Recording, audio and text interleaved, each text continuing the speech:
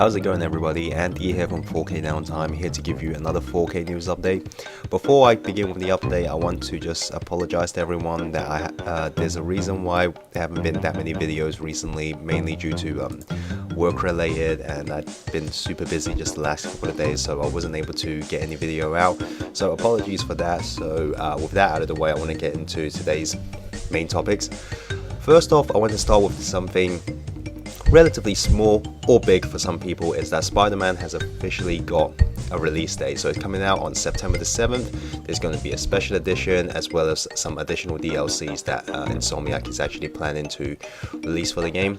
Now for me, I'm kind of glad that it's actually coming out earlier than I expected, because I was really thinking that it might potentially be a holiday title, but this is one of those other games here that I felt like Sony as well as Insomniac as well maybe don't want to release it too close to where Red Dead Redemption 2 is coming out. It seems like a lot of games are really fearing and just don't want to compete with them, because Rockstar themselves, they have nothing to fear. Like, that game is going to sell like hotcakes regardless, like, you know, what time period they release it. That's just a fact. It just has that much power behind it.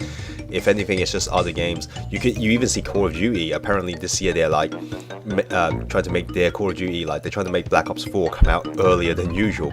Once again, like, if Call of Duty is afraid of competing with Red Dead, then Spider-Man, it just makes more sense for it to come out either a little earlier or a bit more later after. And I'm glad that they went with the former, so they just want to put it out earlier.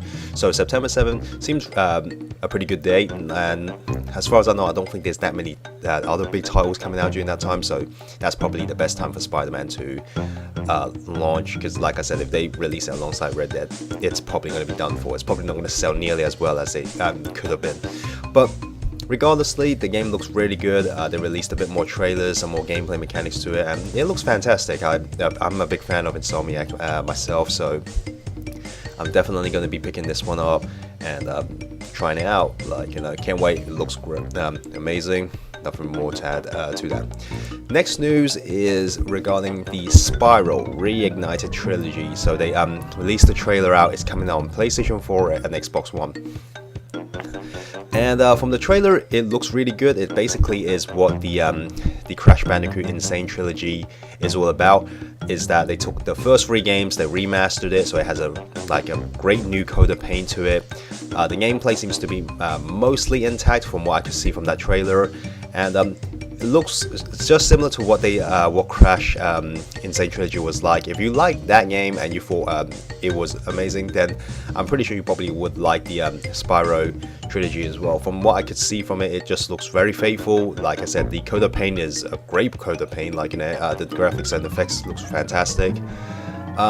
It's coming out on September the 21st. Now, one little thing is that it's not coming out for the Switch, or at least they haven't announced it yet. So I'm not sure, is because it's by Activision again, so I'm not too sure how Activision and Nintendo is like recently. So I mean, Activision announced that Insane Trilogy is indeed coming out for the Switch, but I don't know, Spyro, maybe just like Crash, that they're probably gonna have to wait a little while before they eventually get it.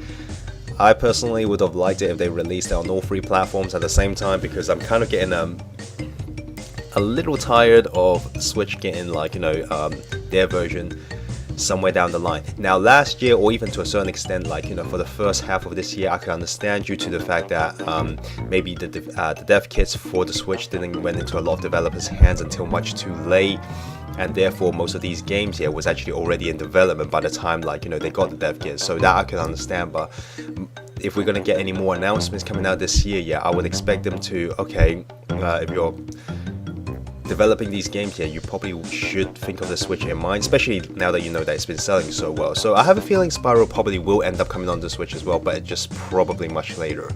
And that's a bum for me, because this is one of those games, yeah, much like the Insane Trilogy, which I will buy for the Switch because I haven't played it yet. So this would have been another one that I would have been really interested to pick up on the Switch, just purely because it's not one of those games that's probably going to look too different, that much more different than its other 2 competitors. So anyway, moving on to the last topic, which is speaking about the Insane Trilogy. So recently at PAX East, Nintendo revealed 3 third-party games, not their own, and they've been playable at PAX East, and that's Dark Souls Remastered, Wolfenstein 2 The New Colossus, as well as the Crash Bandicoot Insane Trilogy.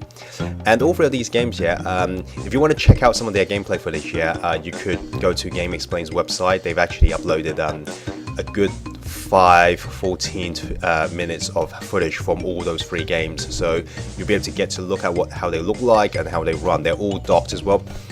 And to me, I think all three of them looks great. Like, you know, they look great, they run, it seems to be running pretty smoothly as well.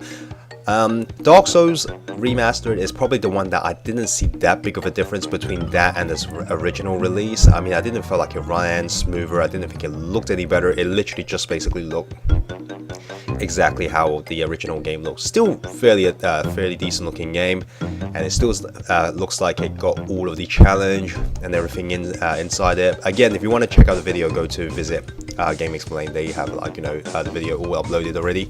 The one that probably impresses me the most out of these three was Wolfenstein 2 The New Colossus. To me, I'm thinking Panic Button. This game is once again been ported over by Panic Button, the same developers who ported Doom as well as ported Rocket League, both of which I think they did a very good job of.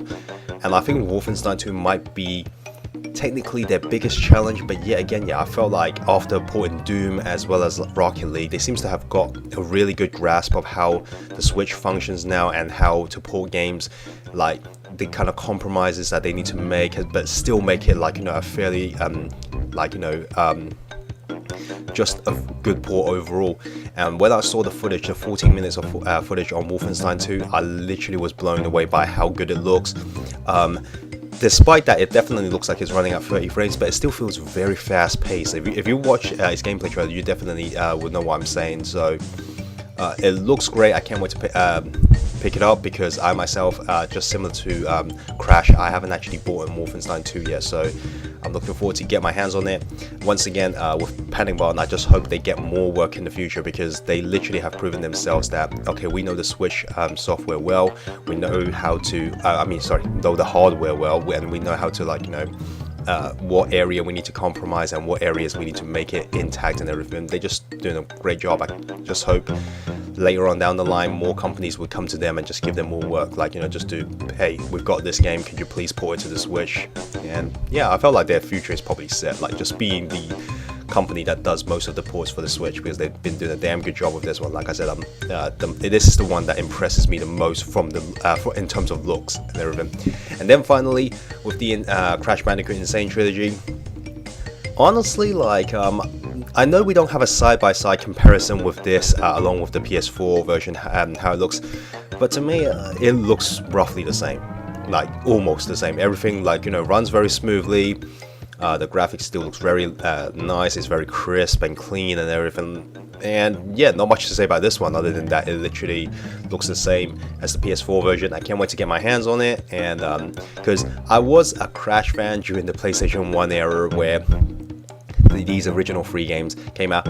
I never really felt like they were as good as some of the Mario games, but then again, I felt like it did something different enough yet to stand out from Mario, kind of in the same way that how Sonic stands out from Mario as well. But yeah, those games in my opinion are great, and I look forward to jumping back into it and have a revisit again. But anyway, guys, today that's it for me. And one more thing I want to add, like our Let's Play video with me and Tom, we're planning to have another session real soon, and just like what we said in that video, we're really open to what you guys want us to try out. So if you got any retro style games, or even if it's the current trendy games that you want us to have a look at, feel free to comment below and let us know, because we will actually consider it. But our next Let's Play game session will most likely be on Monday. If we recorded the footage on Monday, we'll probably be able to get it out on Tuesday or Wednesday. So if you got any suggestion, please feel free to comment below and let us know. But that's it for today, guys. Thank you so much for watching. This is Andy signing off. Have a good one.